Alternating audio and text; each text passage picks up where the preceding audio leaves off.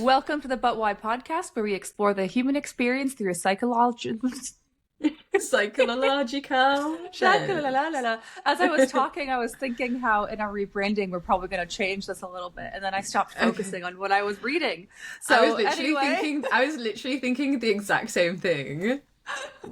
That's fun. All right, let's try this one more time. And if I fail, this is just what the intro is going to be.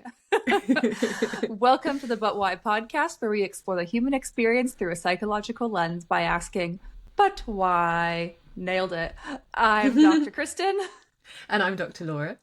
And today we're exploring why is it basic when women love it? So this is around to the psychological.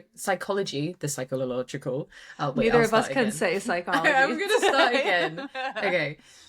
Today we're exploring why is it basic when women love it? So the psychology of gendered taste and cultural legitimacy. They are a lot of words. They are a lot of words, and Laura and I have learned today that we cannot speak. So good luck to everyone trying to understand what we're saying.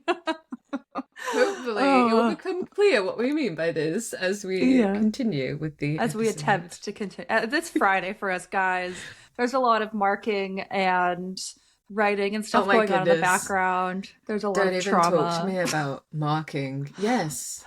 Did the marking and trauma go hand in hand? I feel like sometimes the marking distracts me enough from what's going on in the world.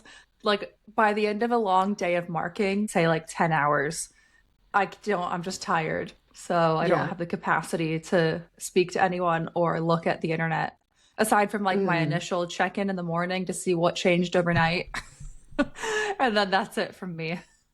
Unless like you're marking an assessment which has something to do with like gender or sexism, and then you just start to get more annoyed because it's like, what are you writing about? Have I not taught you better than this? Like literally I taught you the exact opposite of this. What are you talking about? You know who's marking your paper. I get it a lot as well. I get it. I've graded less that had to do with like gender, but I get a lot of people covering autism and ADHD because I do some clinical well-being masters. And in my teaching, I say, if you're writing in a deficit-based way or like a really problematic way, I will pick up on this. Don't do that. Obviously, you have to note like the pros and cons and not just say, oh, you can only be fully one way or the other. But if I'm seeing kind of like that really deficit-based language, then I'm like, I will pay attention to this. And so sometimes I'm reading things and I'm like, so you think autistic people are dumb? Do you not realize? Like, I literally had a student say to me, like, so can I use this type of therapy with autistic people because they just don't comprehend anything? And I'm like, twitching. My goodness. Excuse me. Like, whenever I introduce myself to a class, I say that I'm autistic.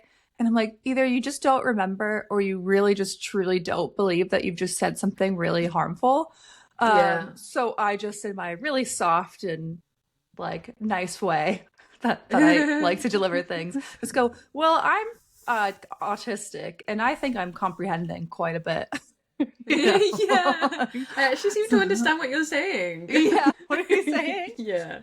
And like there's also such a misunderstanding that even if an autistic person is nonverbal or non-communicative or they choose not to communicate in that moment in one way or another, that they're not comprehending, and that's such a harmful idea as well.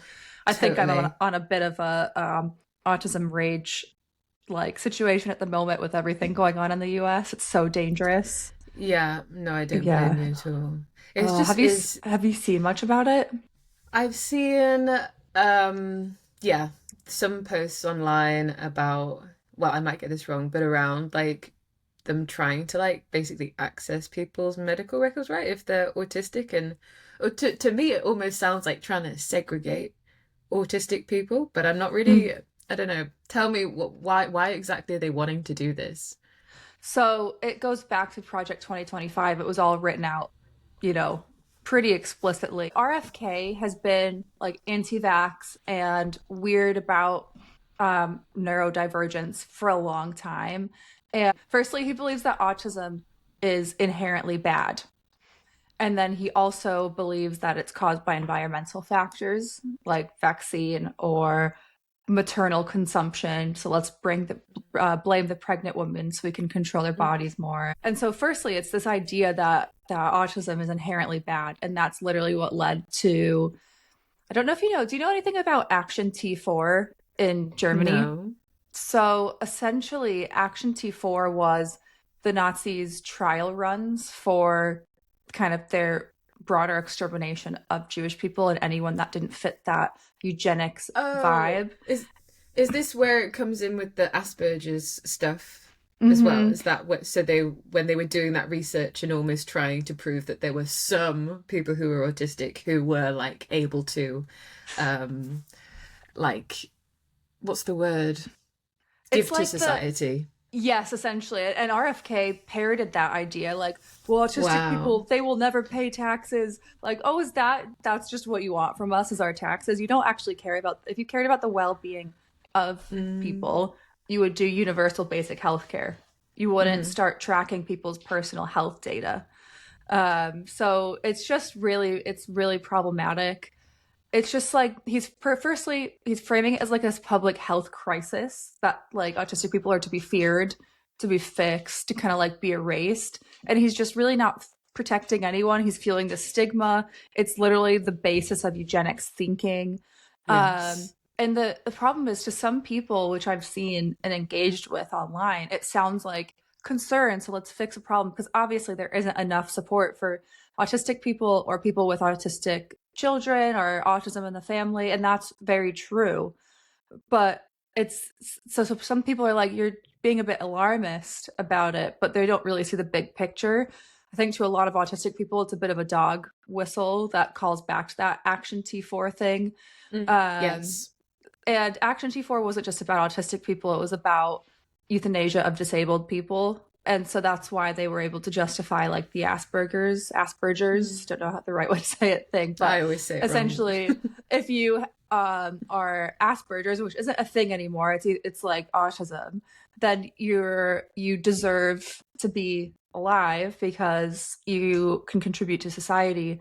And that's where we get our current DSM, so Diagnostic Statistical Manual, um, criteria from, is basically the wealthy white boys that survived that through an Asperger's diagnosis, where anyone that was like more marginalized, so that anyone who wasn't white, women and girls with autism, they were all euthanized in these camps. And so that basically set the stage for the rest of the camps.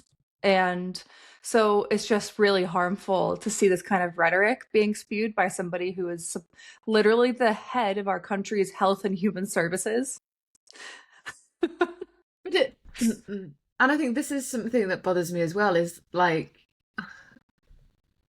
like he just doesn't know. Like he just obviously has no like deep understanding of autism, you know? And it's like how dangerous to be in that position and like you say to be sharing this rhetoric around it.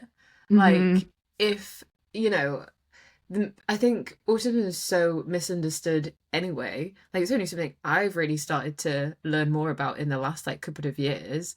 So it's like, yeah, it's just gonna be continuing to amplify these really dangerous narratives and misunderstanding around it. Mm-hmm. He's a lawyer. He doesn't have anything to do with health. He's a lawyer. So like, I mean, he sucks as a person, but if you're really gonna like try and use him for what his expertise is, then put him somewhere that a lawyer would be useful, not the Oh my head of health and human goodness. services. But yeah, anyway, I have a little rant. I've been told multiple times in the last 24 hours that I have ruined my family because I'm autistic. I've Wow. been also told that I'm not autistic because I can type online. Um, yeah, it's been a wild ride. And also spoken through kind of on TikTok and Instagram to a few people who are on path to get their assessment, and now they're really nervous to do so. And so it's like really, really shitty that people are now having to choose, okay, between appropriate support through diagnosis. Not to say that if you're diagnosed And not to say that diagnosis is the only way to kind of identify as autistic, because self-diagnoses can be like really, really useful. But some people really want that diagnosis so they can actually get the support. But then they have to choose between that and like physical safety. Because to answer your initial question, the idea is, you've heard of like his ADHD and autism, or his neurodivergent farms that was floated a few months ago, right? No. Yes. Oh my God, there were so many jokes about it, like on our side. Like, yes, put all the neurodivergent people on a farm together. Like, yeah, because he sees problems We with. might prefer it to be I know honest. that's what all the jokes were. Like, just put a bunch of unmedicated ADHD and autistic people all together. Everyone has like a special interest in like probably some kind of craft that would be super useful, or like swords, or like something like that. How Yeah. long do you think that's gonna last for? But that's been floated. Like, it's just like, it's a really terrible time to be Mhm. somebody with great pattern recognition and a love for history and a knowledge of psychology. Oh yeah. Oh, yeah. But people I'm are so getting a little sorry. nervous to be diagnosed at the moment, which is upsetting. Yeah, no, definitely. And I was reading something online about it, and I think it was literally just on Reddit, so this is not like, a like very well sourced Are you paper or you're anything. floating around Reddit? Yeah. I do look at Reddit for things. I quite like Reddit. Reddit's Anyway, fun. so and again, I think someone was talking about kind of this fear around kind of what's going to happen with their information. And there was Mm, I don't know, there must have been a psychologist or some sort of health practitioner who diagnoses like autism and things. And they were saying, I would never be giving up that information. Like that is so hmm. unethical for me to give that up. But I guess it's there. It's like, well, where does like the power lie? So, you know, I guess people who are psychologists and they are kind of diagnosing, they're going to be understanding why this shouldn't be shared. And from their perspective, it's probably not. But then it's where does that power come from, and who Hmm. actually has the rights to take that information? Like Yeah. where is it? Where is it? And who has Whereas, access to it anyway? well, some states, I learned yesterday, have mandatory reporting. And right now it's more so that they can coordinate support. I have a real issue with mandatory reporting of like Mm. any disability or like anything like that. But it's mandatory for health providers to report that information to the state. But other people don't. But what they're going to be using is information from prescription pickup. So like that's going to extend to ADHD.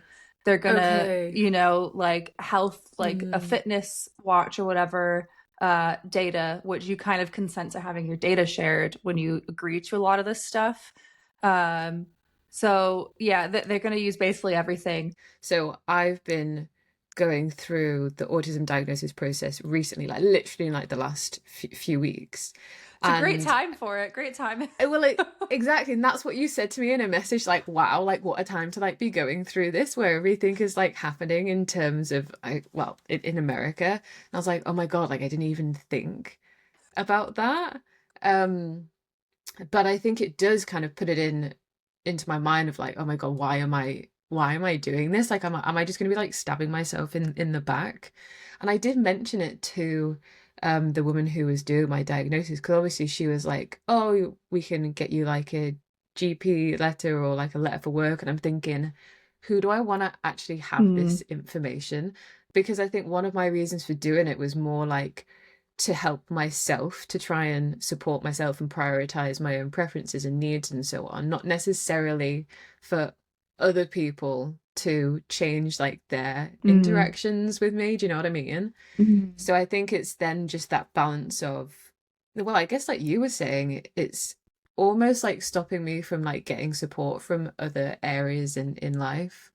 I wouldn't say I'm particularly like high support needs or anything, but yeah, if I can imagine for a lot of people, it's something that's hard to make a decision on, especially when we're almost like in this like limbo phase where it's like, what does this actually mean? How is this actually going to Hmm. be affecting people? We just don't know yet.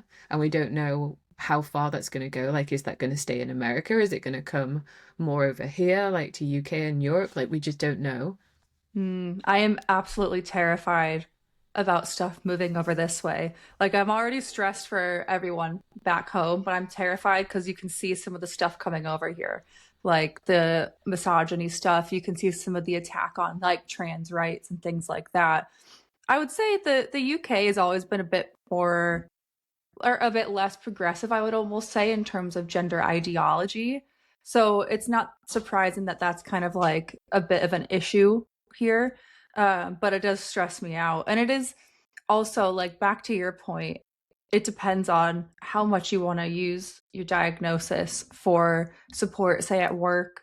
I think we're very lucky. And I think we both did this naturally because of our autism, leaving the full-time sport environment because it Yes. is Yeah. so hard. I'm Yeah. writing a paper on it right now. And we're lucky working kind of mostly within academia because I would imagine so many more people are autistic in academia than we even know. And there's a level of flexibility to work from home. You can Yeah. hyper focus, you can deal with your special interests. It's about stuff we love. And so it's almost like I don't even need to ask for supports half the time because the environment is very conducive to my needs.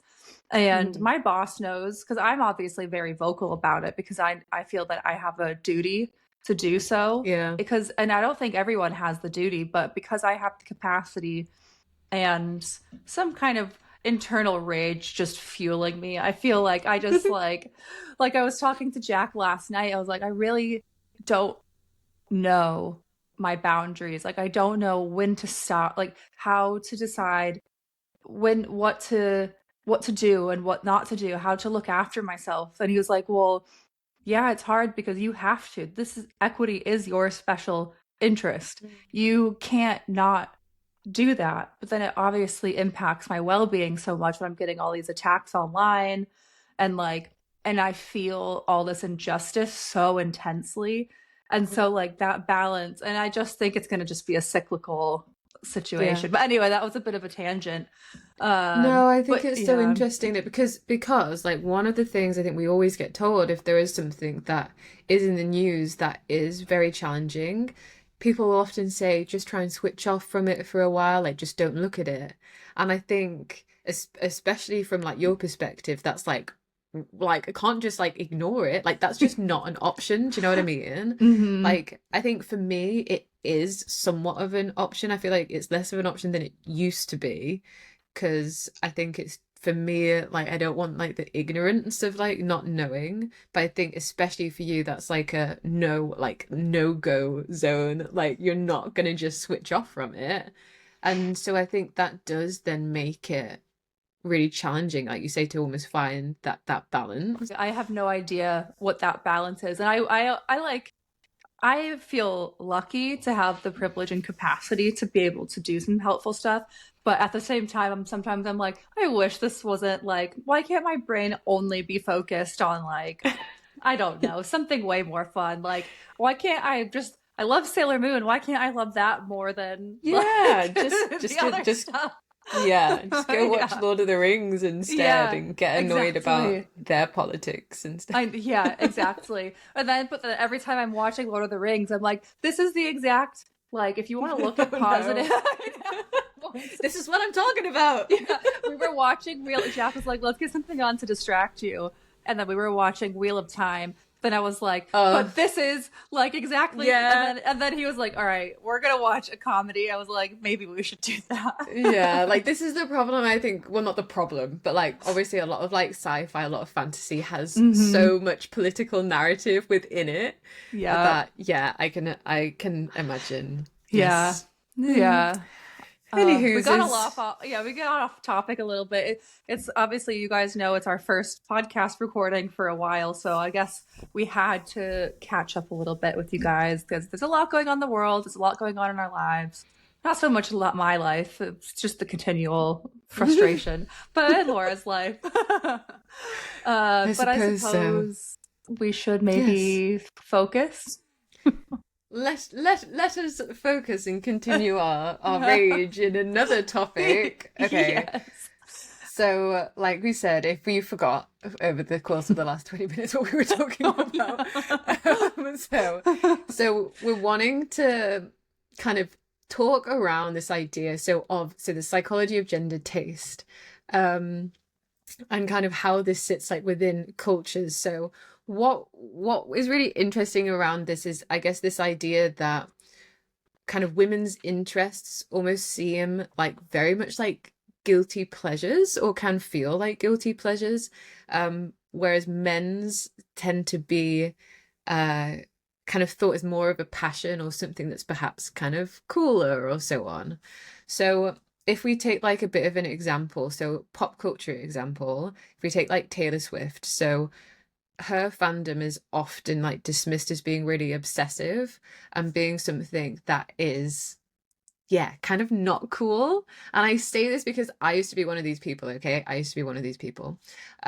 So as opposed to this, if we look at like a man's like passion for a certain sport, or like Star Wars, for example, then that can be seen as quite cool, or like intellectual, or a really smart thing. Though I do have some contradictions to this, because I think sometimes Star Wars people can think it's like a bit geeky and a bit like uncool, but it maybe depends where you're sitting. Mm. Um, but I'll go into a bit more on, I guess, some of my views on this in a moment. But just before doing that, I wanted to shout out to Erin. So Erin is another sport and exercise psychologist, and she sent me a kind of post on Instagram around this sort of topic. And it just, I think it's so in line with some of the things that we talk about in terms of how women are valued, how femininity is valued and compared to like more masculine traits or like hobbies and things. And I think it's also somewhere that I get stuck quite a lot. So I think that naturally for me, maybe not naturally, maybe I've just been influenced by society. But I've always had more like, I suppose, like masculine kind of hobbies. So I've always been more into like Star Wars, for example. I would literally read Star Wars encyclopedias when I was younger and like learn everything. But then again, like thinking back to these examples, my sister absolutely loves Taylor Swift. My sister is like Taylor Swift's like number one fan. And when we were younger, I would always be like, oh my God, like, why are you listening to Taylor Swift? I don't want to listen to Taylor Swift. But I would secretly absolutely love her. And Mm. now I'm kind of getting there with being able to be more explicit in the fact that I do love Taylor Swift. Um, but it is that guilty pleasure piece, right? I feel like it doesn't almost fit in with me, or almost like my identity to be like that's something that I like or something that I love. So Hmm. I think that there is this guilt that can sit around like being into these interests or these hobbies which are seen as very like feminine or almost like a bit like silly. Um, so I think the big question, I suppose, is around what does this kind of cost us? What does this cost just people in the world? I suppose not just women, but like men as well, in terms of what their likes and their interests are. When kind of joy around certain hobbies which are minimized or seen as not as worthy as others, right? So, yeah, what does that cost us kind of culturally, emotionally, psychologically? Mm. I ask you some questions and share some thoughts? I would love you to ask me some questions. So I actually had a conversation similar to this with a client yesterday. Um, why do we need to be guilty about pleasurable, joyful things? Why I why don't do we frame know. things as Okay. guilty pleasures? And if you're Yeah. specifically looking at it from the point of view of what we're talking about today, because that's a whole Mm, other discussion. We can get into like well-being that's related to like pleasure and joy, and well-being that's related to like psychological purpose and meaning. mm, That's a whole other thing. But I just think it's something to ponder. Why are we made, what systems and interpersonal interactions are making us feel guilty for things that make us feel happy and good? So that's one thing. And it links to what I'm going to say. And then like where do you think this shame, this guilt that you're discussing for liking things that are perceived as men's hobbies, which I'll get into in a minute. What do you think that Mhm. is? What do I think that is? I think for I think for me, and I don't know if it's probably different for like different people, but I think for me it's around like I have almost like created like an identity that is a certain way, and that actually liking things that might seem outside of that doesn't seem coherent. Mm. So I think for me it's maybe like a coherency sort of thing. Um, but I remember talking to one of my therapists around this sort of thing, and it'd be like I don't like to almost talk about, for example, that I might like to watch um I don't know, certain like rom-coms, I suppose. So like To All the Boys I've Loved Before, have you watched that? No, I Have you? haven't, but Oh my I meant goodness, to. it's fantastic. It's great. But that's like one of the things that I probably wouldn't talk about because I don't see that as being cool or consistent with like my performative like identity, I suppose. Um, so I don't know if that's kind of feels like that's slightly different from, I don't know, perhaps another explanation, which is around how society would view those likes and interests. But maybe it I is linked in mm, somewhat with that not being valued or it being dismissed and people not being as interested in that as other things that I might talk about. So I look at it all as linked, as most things are. And obviously it's going to be super nuanced and you want identity coherence and but when you Mm, mention like the performance of your identity as well. So from my point of view, a lot of this, because we all have it to a certain extent, is a bit of internalized misogyny. And that internalized misogyny is because we know what's safe and isn't safe. mm, So your perceived identity, and I would link it to any kind of marginalized identity whatsoever. So especially if you've found an identity that is safe as a neurodivergent woman or something like that, it could feel really uncomfortable. You could almost go into that panic zone to admit that like you're slightly different than what the identity perception management that you're engaging in constantly. And so it feels safe to stay within that because you don't, the last thing you want is, oh, what an idiot. You like, that rom com, because that is like horrifying, or it can lead to, oh, I'm not cool enough. In sport, we work, a lot where like you have to be part of this boys club or you're not going to be able to do your job and then you're going to get fired. You know what I mean? mm, So it can just link to mm-hmm. so many things. That's just kind of what I was kind of thinking, what came into my head when you were talking. Definitely. So I guess we'll move into like actually like dissecting this a little bit. So like this core idea that dismissing women's interests is really a form of microaggression that causes internalized shame. So that's exactly what you were talking about. But before I go into that, I think it's really important to point out that interests shouldn't necessarily be gendered, but they are. And it's a systemic tool that is relatively new. And it links to these binary gender roles that are so problematic, just not very human. And it's the kind of like modern Western, the Mostern gender A new binary. word. Yeah, woo, we get one every episode. Um, the modern Western gender binary. So that rigid division into, in heavy quotes, man and woman based off of their biological sex. So really, Yeah. male is man, female is woman, and nothing else exists in this kind of ideology. And so this idea really took hold during like the 17th, 18th century when Enlightenment happened. And it was like, we started, not we personally, but our ancestors really, especially like Europe and stuff like that, started their colonial era. So this was as science, philosophy, and empire building expanded, mostly by men because of the oppression in the witch trials in like the 16th century, as we've discussed. Um, this need to kind of classify and control human difference kind of started. So these Enlightenment thinkers really emphasized binaries. So they're looking at reason versus emotion, culture versus nature, man versus woman, and then like coding them into, things that match each other. So reason is woman. That's naturally what I think. Reason is man, emotion is woman, that kind of thing. And so Yes, yes. a lot of this, we can have a different argument about how conscious and unconscious this cultural change happens to be. Mm, But essentially, it was meant to uphold this white male European superiority.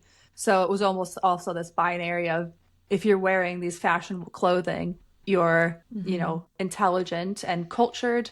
Whereas if, when they started oh my God, I can't speak today, colonizing and coming to more indigenous areas, if they weren't wearing what obviously these amazing God-fearing people were wearing, then they were uncultured and needed to be fixed, in heavy quotes, mhm, right?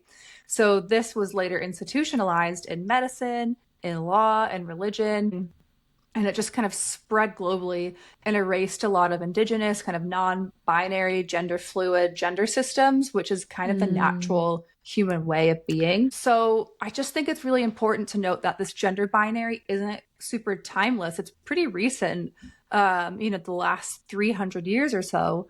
And mm, so that's why there's kind of an issue. It's like, there's number one, the issue with the binary, and number two, the need to control your interests through the binary as a way of kind of enforcing power. So just wanted to get mm. that in there. What are your thoughts on that? I always think it's so interesting to like you say, almost remember that this is not the way it's like always been. Because I think we are just so, I guess, like institutionalized into this is the way we see the world. This is how we view things. This is how we make sense of things, is through this gendered view. And I think it is, yeah, I think it's quite like a powerful thing to remember, in that this is not the way that things have always been.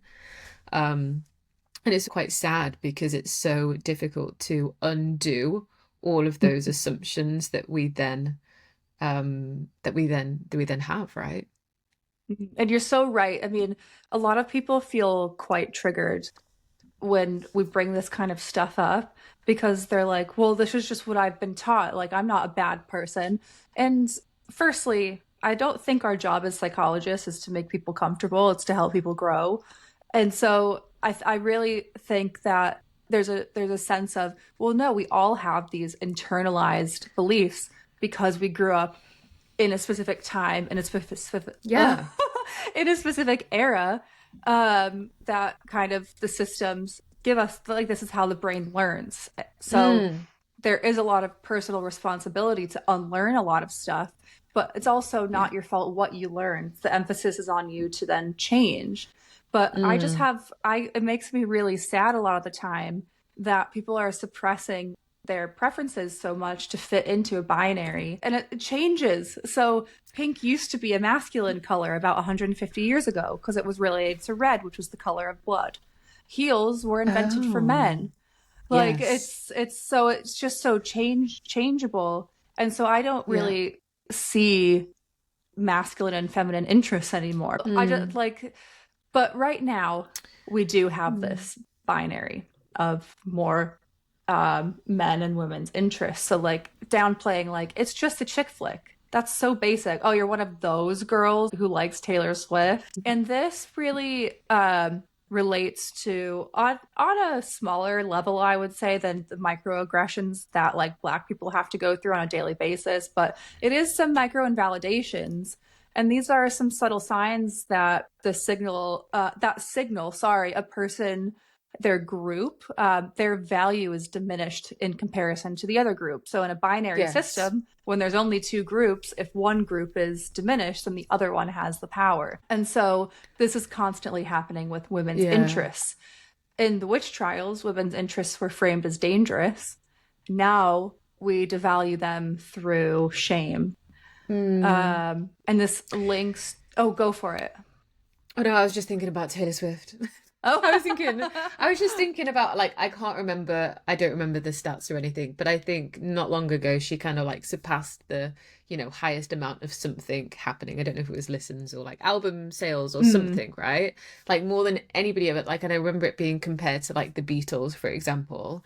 But, but people almost like don't give her the credit for what she's actually managed to do and will still look at her very, very negatively. Whereas people look at the Beatles and be like, oh my God, like they're amazing. Like, oh my Mm-hmm. God. Whereas like Taylor Swift, it's like, well, it's just all really crap music. It's just like loads of girls, just Yeah, like it's fangirling over it. just They give the girls. absolutely no meaning to or artistry to like what she's actually doing. And if you Mm-hmm. look at like what she does in like more detail and like the lyrics to her songs and like how she has developed and grown her like image like over the years, it's absolutely incredible. But it's for some reason just always seen through a very negative and minimized lens in comparison to some of these other like male artists from the past, um which it's And we've seen anyways. her be devalued constantly in the music industry. So much Constantly, like, so much hate for yeah, her. yeah. It makes me really sad. Like, imagine how pissed off she is. Like, I mean, I know. she's really rich, and you can only feel so bad for somebody. But at the same time, if I accomplished that, and you would probably expect it, but still be quite upset that you would never get the recognition that you deserve. I don't know if you've seen, on like reels or something, but there's these videos of people watching the Taylor Swift Eras tour. Okay. The girls and women like just all at the bottom of the movie theater, like doing like a circle and like dancing and stuff like that, and everyone's just like super happy. And then the same version, but like it's the Marvel movie, and everyone in the theater, mostly men, but which is like silly because it's not like Marvel's not really Yeah. like that, but Yeah. that's another story. But like mostly men just like cheering and like chatting together about, and like basically like having like a really like, I don't know, brotherly companionship experience, which is also super Yes. positive. They're both positive things. People are Yeah. enjoying what they want to enjoy. Yeah. And the one of the Taylor Swift ones, they're like, wow, they look like witches. Oh my God, they're crazy. Are they on something? And then for the Marvel one, it's like, oh, look at them, the camaraderie. They're so into it. And this is why, though, it relates to something called self-objectification theory. And I actually know this really good creator, um, Roxanne Naya. She does research into this about how we're all objectified. Women are objectified even through our own lenses, and that's this idea. And we do it for safety, to make progress in the world, things like that. And it's basically women constantly monitoring themselves through the lens of how they're going to be perceived, and this also includes their own interests. So whether that's, it's safer to, I don't know, fit into that benevolent sexism box that we've talked about. So you're safer if you don't step out of the norms and you want to be like that clean girl aesthetic that's quite popular right now, which is a whole other thing that we've kind of talked about. Clean or queen? Yeah, clean. I would Clean. love if we had a Clean. queen aesthetic. That would be fantastic. Yeah. Either the artist or just the general vibe. I could do either. um, but shoot, I forgot what I was saying. Oh yeah, so whether they're fitting into Yeah. the box of this performing femininity because that's safer, or fitting into this cool girl box who's not like other girls, they're still doing it because of, likely, and it's a lot of the time obviously unconscious, they're monitoring Mm. themselves through the lens of how they're going to be perceived. And it reminds me Yeah. of, I love Margaret Atwood. It reminds me of a quote she Yes. has from her book The Robber Bride. So I'm just going to read it. Male fantasies is everything run by male fantasies. Up on a pedestal or down on your knees, it's all a male fantasy. That you're strong enough to take what they dish out, or too weak to do anything about it. Even pretending you aren't catering to male fantasies is a male fantasy. Pretending you're unseen, pretending you have a life of your own. You can wash your feet and comb your hair, unconscious of the ever present watcher peering through the keyhole in your own head, if nowhere else. You are a woman with a man inside watching a woman. You're your own voyeur. And I read that quote a few years ago, and it just really stuck with me and made me realize, like, even not just men, but like more broadly, how much perception management I was doing for safety from whatever system. Mm. So this kind of viewing your own life through the lens of patriarchy is essentially what it is. And it's this internalized misogyny that probably no one will ever fully get rid of, it creates this like anticipatory shame. So you preemptively downplay or mock what you love. So, like you with Taylor Swift. It's like, I know Yeah. it's silly, but, or it's a guilty pleasure, as you said. Yeah, you kind of dismiss it as that. Like, oh, it's just a guilty pleasure, but that means that I actually really like it. But I'm just saying it's a good, whereas I wouldn't say that like Lord of the Rings was like a guilty pleasure because, and you see this online as well, like on Instagram and things, you will see like posts which are, I don't know, basically like saying, you know, if you have a girlfriend and she's going to watch like Lord of the Rings with you, like isn't this like so amazing? And it's Mm-hmm. like, well, why can't we just like Lord of the Rings? Like why does this have to be some like, I don't know, like revelation or Yeah. some kind of something that's almost special? Like it makes Mm-hmm. it almost seem like it's really like special if like a woman likes like Lord of the Rings or like Star Wars or something, but actually it's like that's probably a lot more common than you think. And that always kind of frustrates me. I was actually going to say that earlier. When women like things that are kind of coded as men's things, like Star Wars, it's like cool. And it's like, oh, Mm, you're so cool because you like this. We've kind of talked about it before. Things that when we felt embarrassed to love something typically feminine, I don't mhm. remember it like something very specific like that, but I do remember being told a few times in my early to mid 20s like, "Oh, you're not like other girls. You actually have a sense of humor, or you like Lord of the Rings, or you like blah blah blah." And I would always like feel like, "Oh, that's great. This is what I was Yeah, aiming yeah. for." And now I look back and I'm like, "Ew." That's so Hmm. gross. But that's Hmm. because it's safe.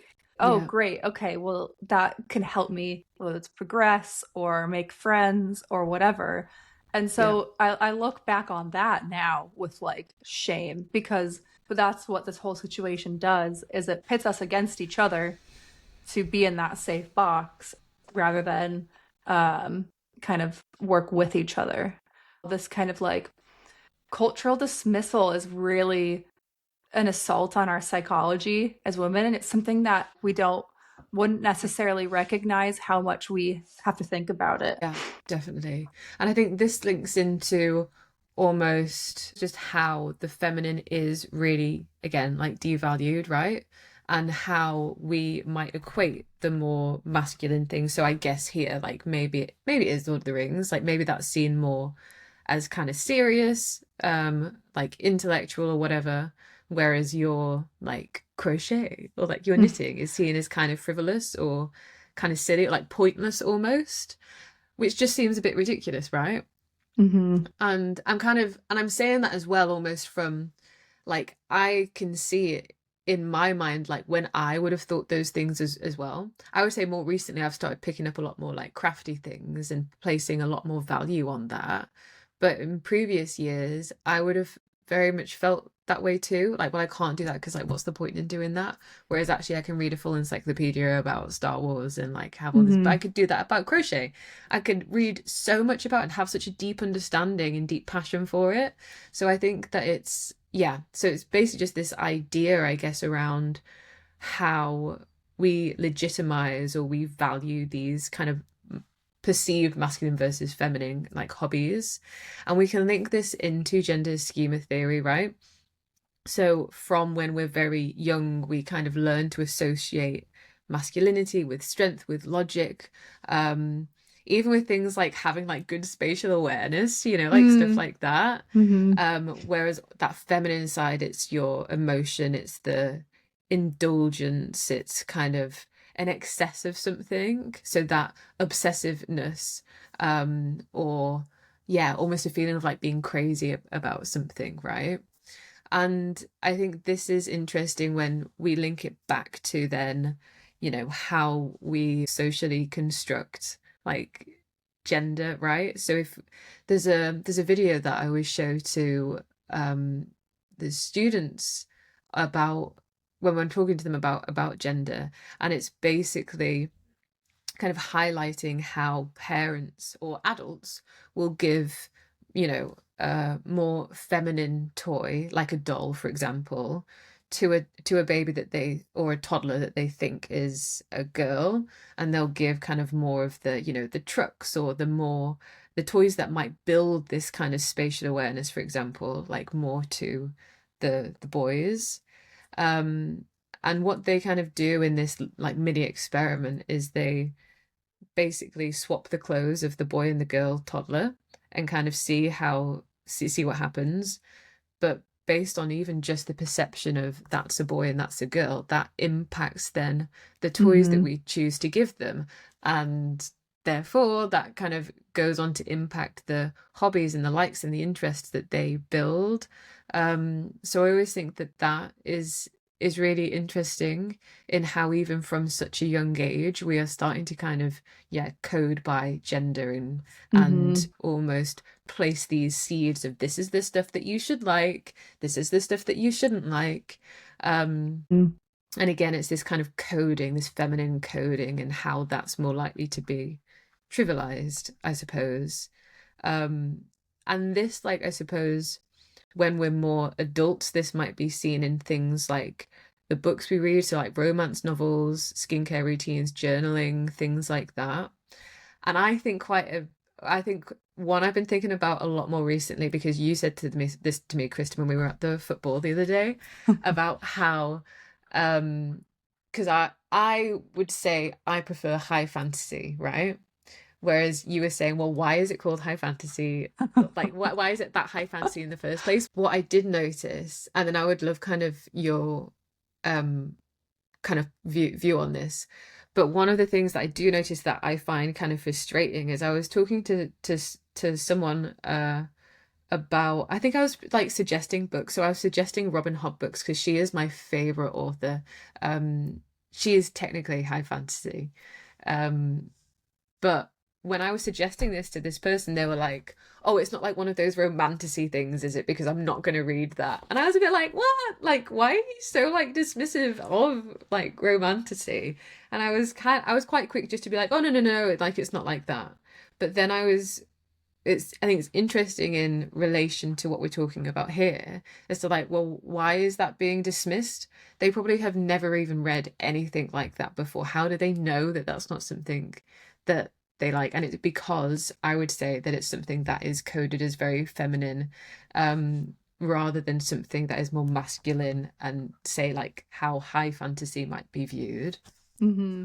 And that's where like these classification systems become issues and ways to pit us against Mm, each other instead of the system. yes. And because a lot of what might be labeled as romantasy be for two reasons, because it's written by a woman and there is some romance in the book, is very, very, very similar in terms Mm, of world development and storyline, politics, whether you want to look at like dystopia or more fantasy kind of stuff. It's very yeah. similar to what you might class as high fantasy. Not all of it.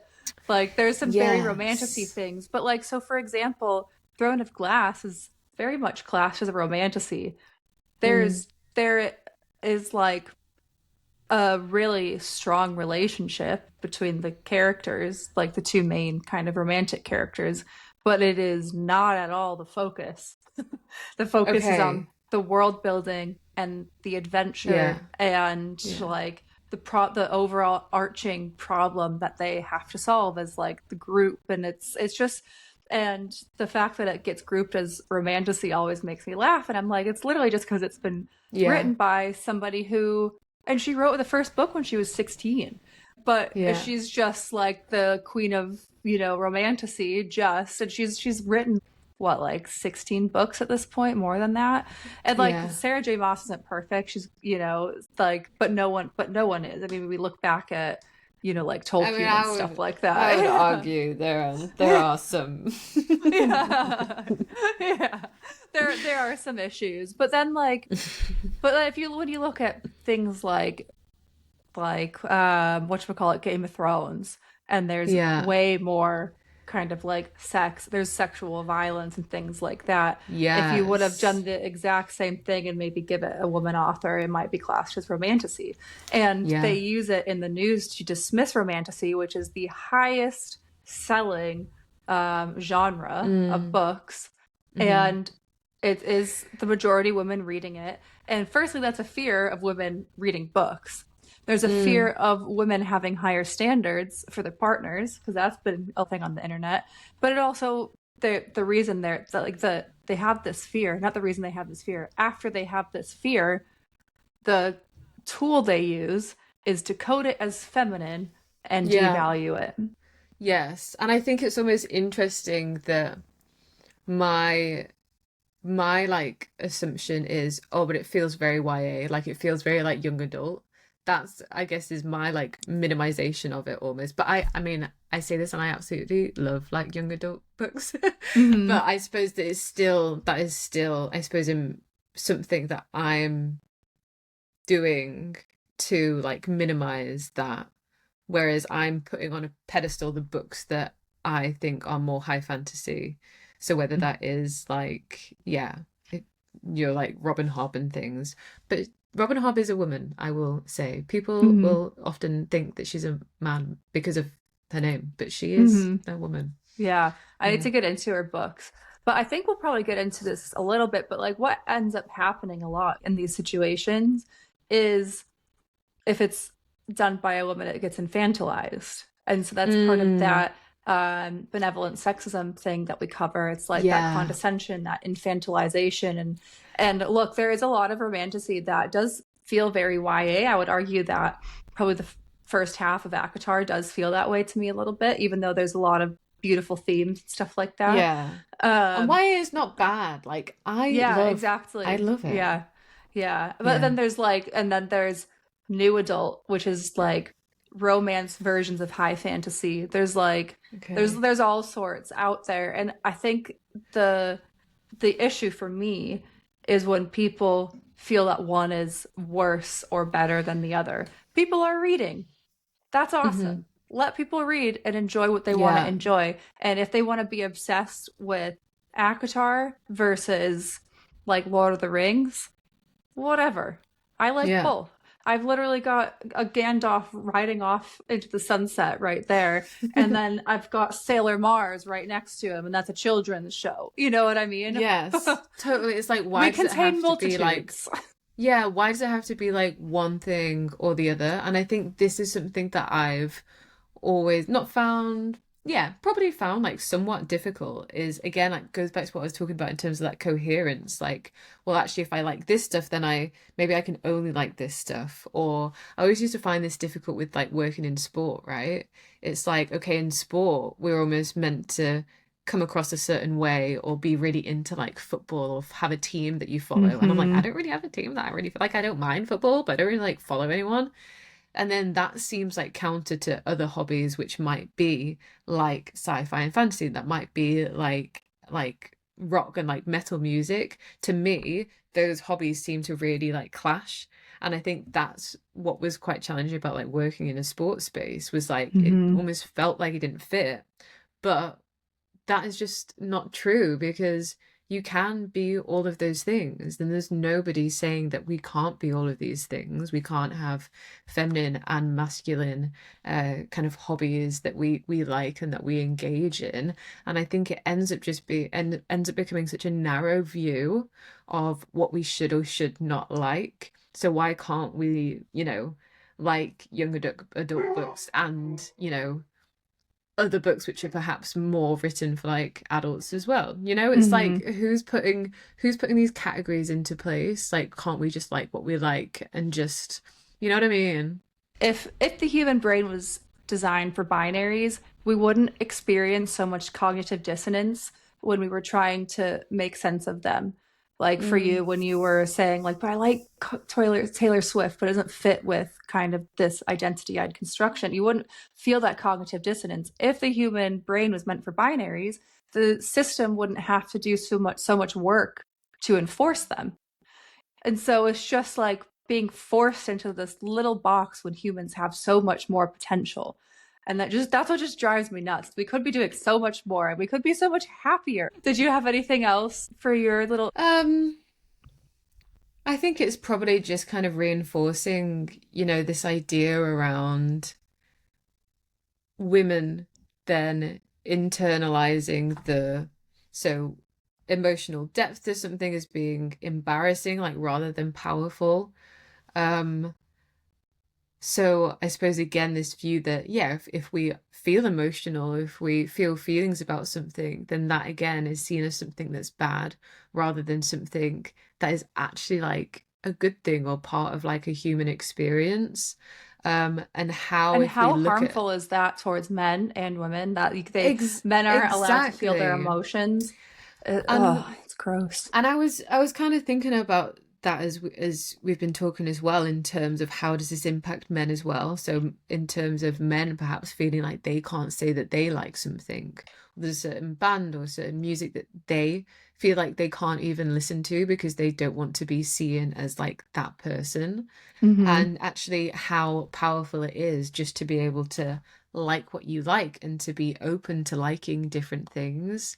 And I think that is one of the things that this does is it narrows people's perspectives. It shuts people off from things that they might actually enjoy or they might actually learn something new from, and we just Mm-hmm. end up going down this very kind of, yeah, narrow path. And that is, I think, ultimately as well, like dangerous for then what we believe and the knowledge that we consume, you know?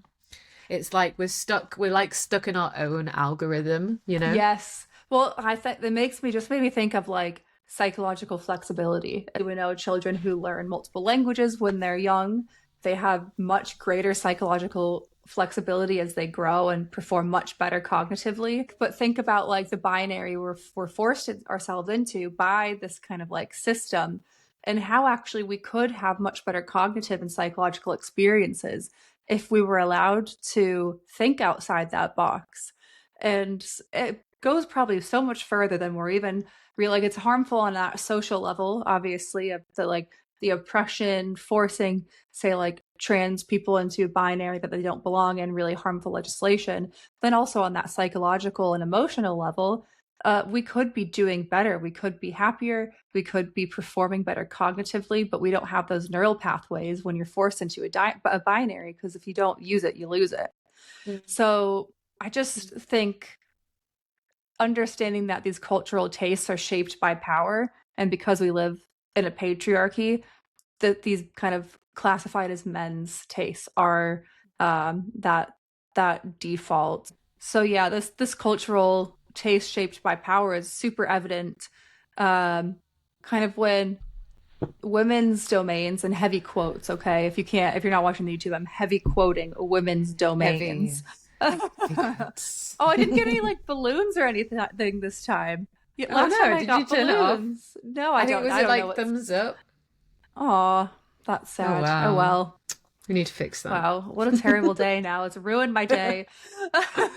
But these kind of women's domains are respected a lot more when men start to dominate them. So like um Yes. think about like Mm. nursing and like elementary school. What do you guys call elementary school? Primary Like school? primary school teachers, like a kindergarten teacher. So like men are just really passionate about caring for people, and that's amazing, but it's like the default for women. Or like if you're talking Mm. about like girl math and like women's fiction, even the fact that you have to say like female led movie, or that performative ass all women um trip to outer Oh my space. Oh my god, that was goodness. so bad. That was so performative. I just like, It was so you just painful. destroyed how much of the environment to do basically early 2000s white girl feminism. Come on. So Yeah. Oh bad. my goodness. Anyway, that's like the epitome of this, is like girls Mm. in space. That's so cool. That's different, even though there have been all women missions. Anyway, Yeah.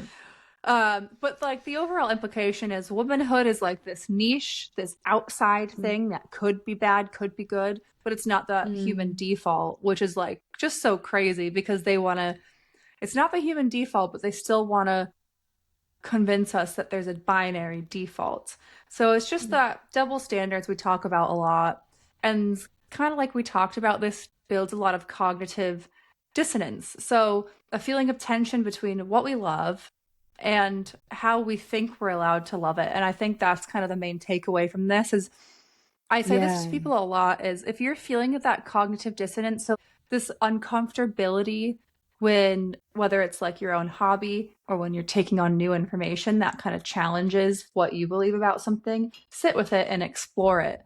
Because they're like the not like other girls kind of thing. Or I'll use another example. When I started, I used to dress quite feminine because it was really safe. When I started working in sport, no longer Mm-hmm. safe to do. Mm-hmm. I remember I was at a football game and told to like dress nicely.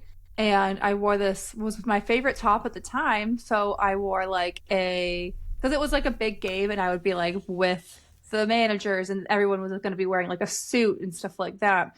I wore this like pink pastel top, which with sleeves that go like this and then like flare out at the bottom, which I've always loved sleeves like that because they remind me of either Yes. being a witch or a medieval princess, which are like my two favorite things that I would want to be.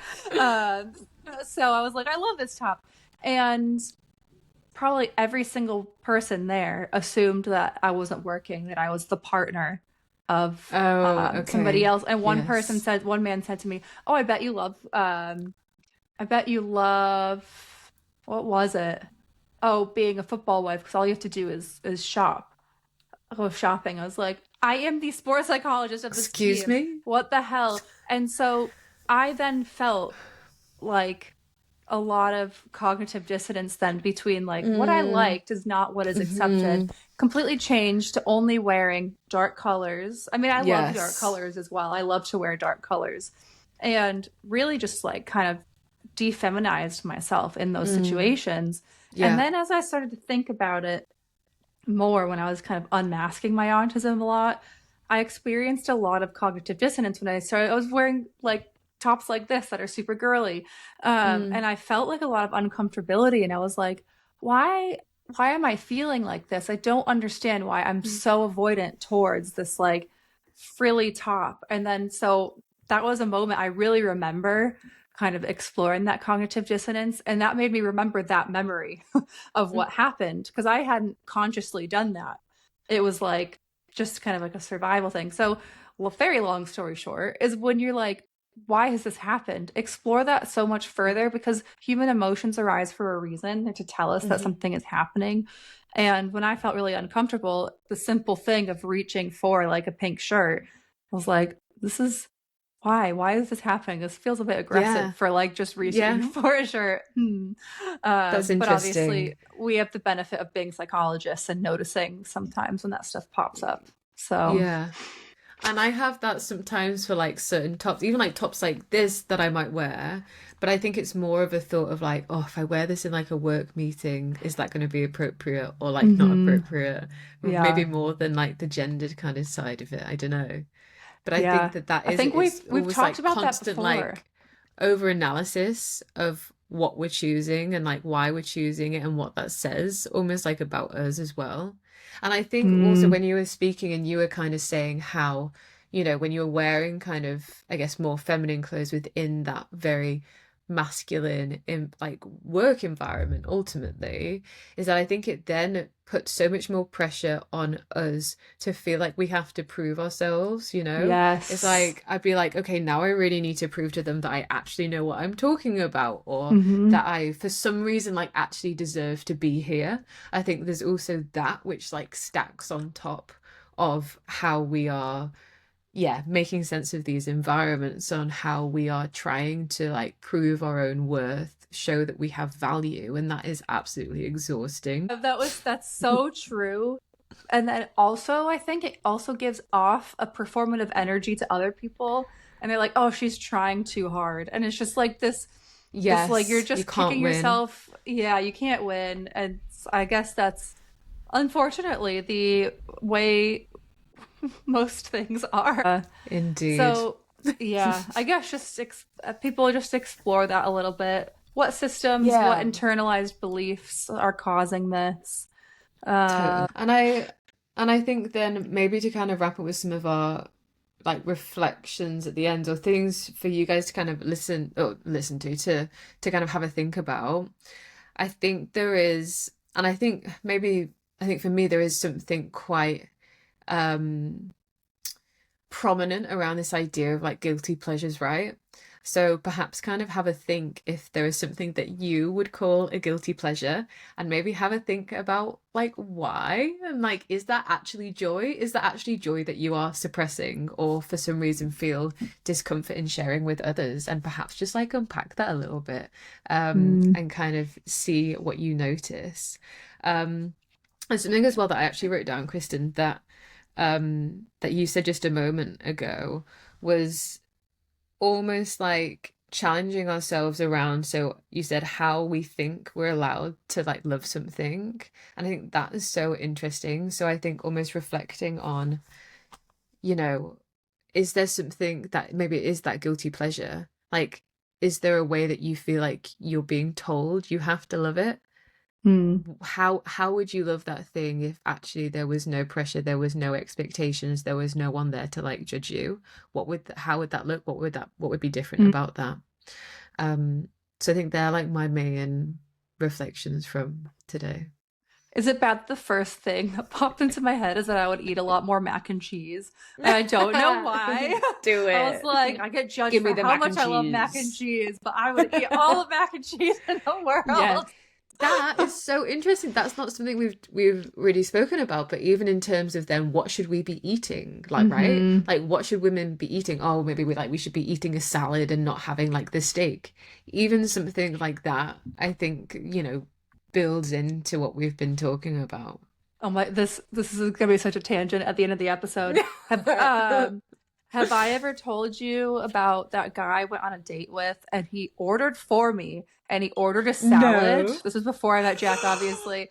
And I was That's like, so like cliche almost. Like it it was feels like something that would so like only I was happen in a film. it also feels like something that wouldn't have happened that long ago. Like when I was like what, 18 or something like that. Because there was like a little, it wasn't as bad, but like all the red pill stuff out there now, I feel like people might be trying that kind of shit again. But I was Yeah, like, don't do what the that. hell? Guys, don't do that. And I was just like so confused. I just left. And like if it were me today, I would say something rude and leave, but like I just left and never responded to the person again. And so from that point forward, which I think it was only like 2 dates because then I met Jack. But then like every single date I went on, I ordered like the largest meal on the menu just as a Yes. test. Okay. Love And then when that. I went to Jack, went to my first date with Jack at Outback Steakhouse and ordered the largest meal. Because if it was like putting the man off to do that, I was like, I don't want to be around you. Ordered the largest Yes. steak and massive potato and everything, and he was like, "This is awesome." Yes. Like I was like, "Great, this is fantastic." Yeah, Anyway, that's the that just test. yeah, another tangent. If you ever want a really fun test, that's a useful one, and you might get a fun meal out of it, even if the person sucks.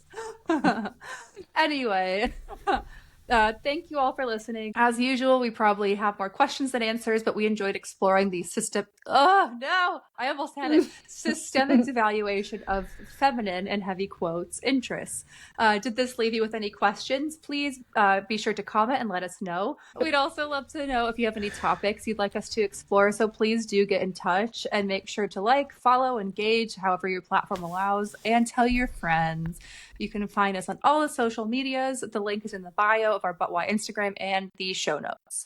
And remember, the first step to understanding is asking, but why? Yay.